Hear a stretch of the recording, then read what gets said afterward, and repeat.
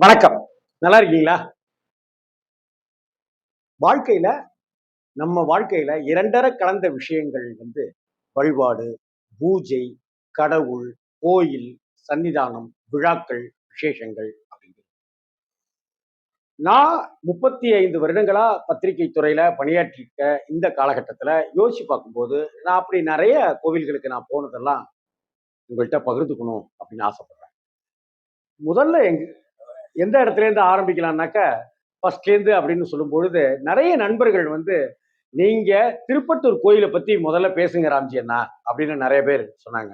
அதனால திருப்பட்டூர் கோவில் கிட்டத்தட்ட 10, 12 வருடங்களுக்கு முன்னாடி கூடவே இருக்கும்.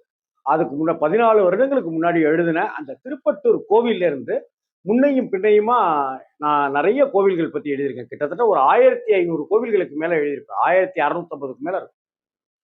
திருப்பட்டூர் கோயில் பத்தி உங்கள்கிட்ட பேசலான்னு இருக்கேன். நம்ம தலையெழுத்து இப்படிதாங்க. என்னத்த செய்யுது? ஆண்டவன் எழுதிட்டாங்க. என்ன நல்லா இருந்தீங்க 4 வருஷத்துக்கு முன்னாடி. இப்ப என்ன ஆள் ரொம்ப இளைச்சு போய் என்ன ஏன் கேக்குறீங்க?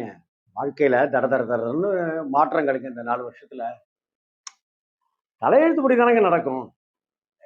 இப்படி வாழ்க்கையில வேலை, கல்யாணம், மனைவி, குழந்தைகள், காசு, பணம், வீடு, வாசல், உத்தியோகம், உத்தியோகத்துல பிரச்சனை, உத்தியோகத்துல உயர்வு, இது எல்லா விஷயங்களுக்கும் ஆரோக்கியம், நோய் நொடியின்மை, நோய் வந்துருது. இப்படி எல்லா விஷயத்தையும் நம்ம சொல்ற ஒரே விஷயம் தலையெழுத்து. இந்த தலையெழுத்து இப்படி எழுதிட்டானுங்க பிரம்மா அப்படின்னாங்க. என் நெத்தியில தலையெழுத்து இப்படி எழுதிட்டாங்க. எங்க காமிங்க அப்படின்னு நம்ம கிண்டலா ஜாலியா கேட்டுக்கலாம்னாலும் கூட, இப்படி ஏதோ ஒரு கர்ம வினைக்காகத்தான் இந்த பிறப்புங்கிறது மட்டும் எல்லா சாஸ்திரங்களும், எல்லா சாங்கியங்களும், ஆச்சாரிய பெருமக்களும் ஒவ்வொரு விதமான முறையில இதை சொல்லிட்டே இருக்காங்க. ஆக தலையெழுத்து.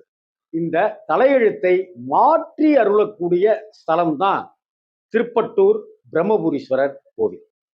ஏங்க தலையெழுத்த மாத்தி எழுதுறதுன்னா ஒரு ஒரு பேப்பர்ல ஒரு நல்ல ஒரு பேனால ஸ்கெட்ச் பேனாவிலையோ இதுலயோ ஒண்ணு எழுதி ராம்ஜி அப்படின்னு எழுதுறதுக்கு பதிலா ரம்ஜி அப்படின்னு போட்டாலே அதை சரியா திருத்த முடியாது. அழிக்கணும் அப்படிங்கிற விஷயம்லாம் நடக்குமா என்ன அப்படின்னா, அதுதான் கர்ம வினை பயனை குறைத்து நமக்கு புதிய விதியை உருவாக்குவது, தலை விதியை உருவாக்குவது.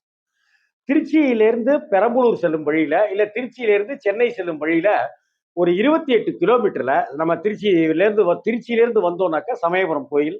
சமயபுரம் கோவில் தாண்டி இப்ப சமயபுரம் டோல்னு ஒரு பகுதி, அங்க அக்கரைப்பட்டியில சாய்பாபான்னு ஒரு கோவில் இருக்கு. அதை தாண்டி வந்தீங்கன்னா கொணலை, அப்படி இப்படின்னு ஒவ்வொரு ஊரா சிறுகனூர் அப்படின்னு ஒரு ஊர். அந்த சிறுகனூர்ல இருந்து இடதுகை பக்கத்துல, அதாவது திருச்சியில இருந்து வரும்பொழுது சிறுகனூர்ல இருந்து இடதுகை பக்கத்துலயும், அங்கிருந்து சென்னையில இருந்து நம்ம திருச்சி நோக்கி வரும்பொழுது பெரம்பலூர், சிறுவாச்சூர், செட்டிக்குளம் இந்த ஊரெல்லாம் தாண்டி வரும்போது சிறுகனூர் அப்படிங்கிற ஒரு ஊர்ல இருந்து வலது கிலோமீட்டர் அங்கிருந்து வலதுகை பக்கமாகவும் நாம போனாக்க, அங்கிருந்து மெயின் ரோட்ல பைபாஸ் சாலையில இருந்து நம்ம ஒரு 5 கிலோமீட்டர் பயணம் பண்ணாக்க திருப்பட்டூர் அப்படிங்கிற கோயில அடையலாம். இந்த திருப்பட்டூர் அப்படின்னு சொல்லும் பொழுதே எனக்கு நினைவுக்கு வருவது என்ன அப்படின்னு சொன்னாக்க, ஒரு 6, 7 அத்தியாயங்கள் இந்த தொடரை எழுதணும் அப்படின்னு பிளான் பண்ணி அறிவிப்பே நான் வேலை பார்த்த பத்திரிகையில அறிவிப்பே போடுறோம். திருப்பட்டூர் அற்புதங்கள் அப்படின்னு சொல்லிட்டு மினி தொடர் அப்படின்னு போடுறோம். மினி சின்னதான ஒரு தொடர், ஒரு 7 வாரம் எழுதுவோம் அப்படின்னு. 7ங்கிறது நான் பிறந்த தேதிங்கிறதுனால நான் அப்படி 7 வாரம் எழுதலாம் அப்படின்னு முடிவு பண்ணி சும்மா அப்படி 7 வாரம் எழுதலான்னு போய் தேடி தேடி தேடி இது பற்றிய குறிப்புகளுக்குள்ளாரெல்லாம் புகுந்து புறப்பட்டு பார்க்கும்பொழுது 45 சாப்டர்களுக்கு மேல இந்த திருப்பட்டூர் பத்தி நான் எழுதினேன். வியந்து போனாங்க எல்லாருமே. ஏன்னா அவ்வளவு விஷயங்கள். இதுக்காக நான் அங்க தேடி இங்க தேடி திருப்பட்டூர்ல இருக்கிற குருக்கள் அண்ணாட்ட பேசி, நண்பர்கள்ட்ட பேசி, தஞ்சாவூர் கோவிந்தராஜ் அண்ணாட்ட பேசின்னு நிறைய இதுக்கு நான் எடுத்துக்கிட்ட விஷயங்கள். வியாகரபாத முனிவர் பத்தி, பதஞ்சலி முனிவர் பத்தி இதெல்லாம் அவ்வளவு அனலைஸ் பண்ணி இதெல்லாம் கேட்டு கேட்டு கேட்டு வாங்கி, திருநெல்வேலியில இருக்கிற ஒரு வரலாற்று ஆய்வாளர் அவங்கள்ட்ட பேசி, ஒரு சிதம்பரத்துல இருக்கிற தீட்சிதர் என்னுடைய சகோதரர் அவர்கிட்ட பேசின்னு இதுக்கு உள்ளார நான் அவ்வளவு வேலைகள் பார்த்தது இருக்குல்ல. கிட்டத்தட்ட ஒரு 2 வருடங்கள் இதுக்கு முன்னாடி ஒரு 200 முறை நான் திருப்பூர் கோயில் போயிருக்கேன். சரி, திருப்பட்டூர். இந்த திருப்பட்டூர் அப்படிங்கிற ஒரு ஊர்ல 2 கோவில் இருக்கு. நிறைய கோவில்கள் இருக்குன்னாலும் முதல்ல இந்த 2 கோவில்களை பார்ப்போம். ஒன்னு திருப்பட்டூர் பிரம்மபுரீஸ்வரர் கோவில். பிரம்ம சம்பத் கௌரி பிரம்மபுரீஸ்வரர். இந்த கோவில்ல ஊருக்குள்ளாரையே இருக்கிற இந்த கோவில்ல தான் பிரம்மாவுக்கு தனி சந்நிதி இருக்கு. இப்படி பிரம்மாவுக்கு ஒரு தனி சந்நிதி அமைந்திருக்கிற கோவில் அப்படிங்கிறது ஒரு சிறப்பு வாய்ந்த ஸ்தலம். அதே போல ஒரு பத்ம பீடத்துல பிரம்மா அப்படி கம்பீரமா காட்சி அளிக்கிறதும் இந்த கோவில்ல தான். இது மட்டும் இல்லாம இந்த கோவில்ல தான் தலையெழுத்தையே திருத்தி எழுதக்கூடியவராக பிரம்மா இருக்கிறார். பிரம்மா தானே எழுத தலையெழுத்த. அப்படின்னா அந்த பிரம்மா காத்துட்டு இருக்கார். யாருக்காக? சிவனுடைய பக்தர்களுக்காக. அந்த சிவனுடைய பக்தர்கள் அந்த ஸ்தலத்துக்கு வந்து யாரெல்லாம் வராங்களோ, தரிசனம் பண்றாங்களோ, அவர்களுடைய தலையெழுத்தை சிவபெருமான் ஆர்டர் போட்டதுனால, ஹலோ, உனக்கு நான் வந்து உன்னுடைய தலையை வெட்டினேன்ல, உன்னுடைய தலையை திருப்பி தரேன், உன்னுடைய படைப்பு தொழிலை நான் திருப்பி கொடுக்குறேன். ஆனா நீ என்ன செய்யணும்னா, என் அடியவர்கள் இந்த ஸ்தலத்துக்கு வந்து இந்த புண்ணிய பூமிக்கு வந்து நிற்கும் போது, இந்த கோவிலுக்கு வந்து வழிபடும் போது நீ அவர்களுடைய தலையெழுத்தை திருத்தி அருளணும், சேஞ்ச் பண்ணு, நல்ல விதமா சேஞ்ச் பண்ணு அப்படின்னு சிவபெருமான் ஒரு ஆர்டர் போட்டு தலையையும் கொடுக்குறாரு.